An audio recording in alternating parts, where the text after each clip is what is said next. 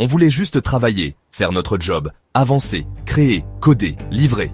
Mais aujourd'hui, voilà où on en est. Des réunions rituelles à heure fixe comme des messes. Des stand-up où on récite des mantras plutôt que de parler vrai.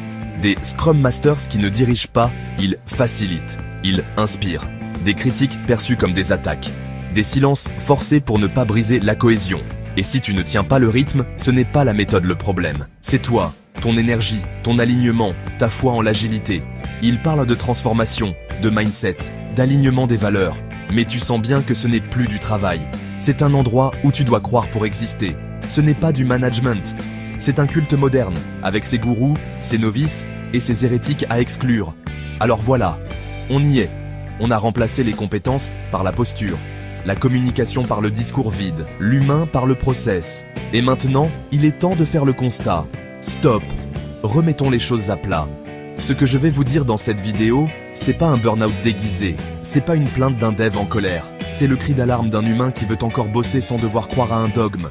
Osez regarder ce qu'est devenu votre métier. Trigger warning, à lire avant de commenter.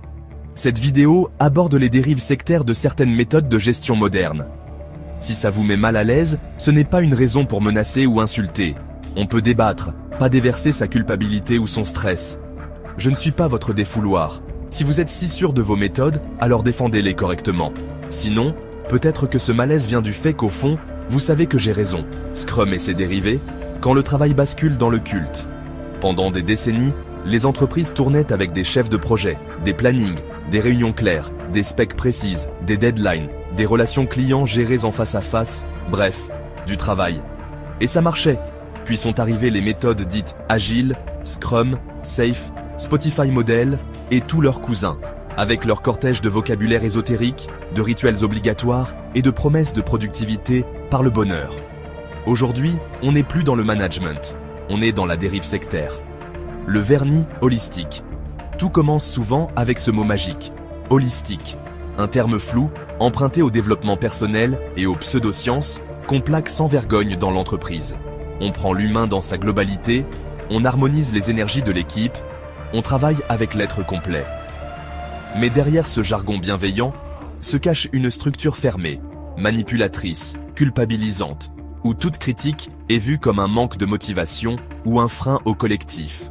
Les rituels et les rôles imposés. Daily stand-up, même quand personne n'a rien à dire. Rétrospective obligatoire, même quand tout le monde va mal, mais doit faire semblant que ça va. Sprint planning, même si les specs ne sont pas clairs. Et surtout, le rôle du Scrum Master. Ce n'est plus un chef, c'est un facilitateur, un gourou, un chaman du flux de travail. On remplace le management par des rituels.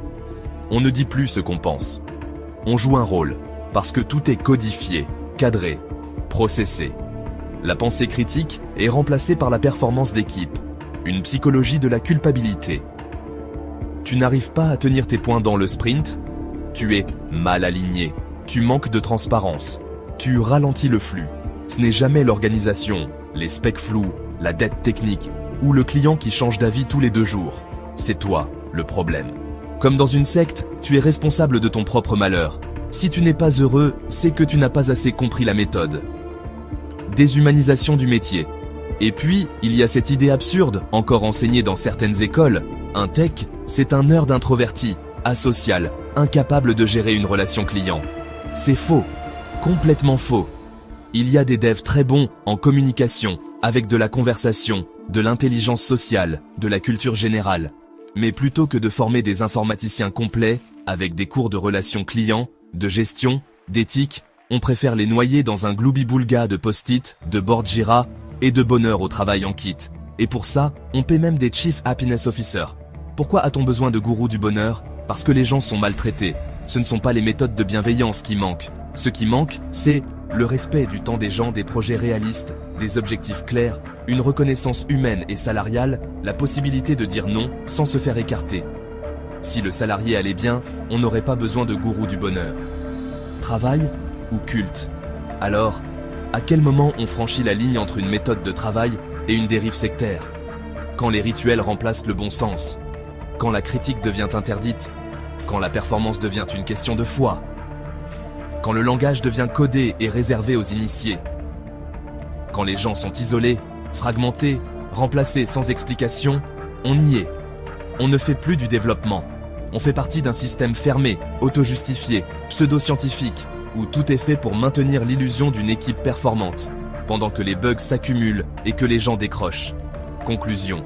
Scrum et les autres frameworks magiques ont transformé l'informatique en un théâtre d'ombre, où la forme a remplacé le fond.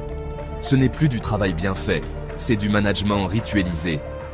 Ce dont on a besoin, ce n'est pas d'un cadre méthodologique holistique, c'est de compétences, de confiance, de temps et de respect. Et ça, aucune méthode agile ne pourra jamais le fournir à ta place.